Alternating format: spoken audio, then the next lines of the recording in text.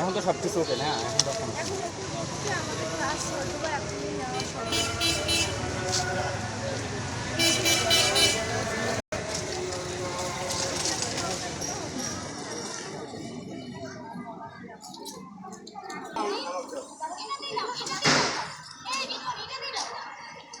ঠিক আছে।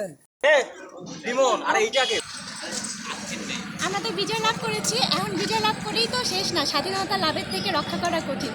তো আমরা চেষ্টা করতেছি আমাদের লালমনিরহাট শহরটাকে আরও সুন্দর করে রঙে রাঙানোর জন্য। এই জন্যই আমরা মূলত যে দেয়ালগুলোতে মিছিলের স্লোগানে ভরা ছিল ওগুলো পেন্টিং করে আলপনা করে নতুন করতেছি। আর এর পরে পরিকল্পনা হচ্ছে আমাদের গাছ লাগানো।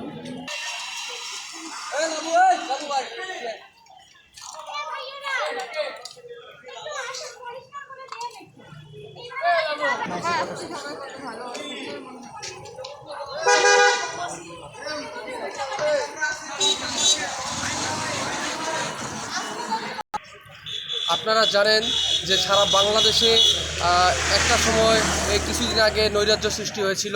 এই ছাত্ররাই পেরেছে এই মোকাবেলা তৈরি করতে। বর্তমান প্রজন্ম বাংলাদেশকে নতুন রূপে সাজাবে।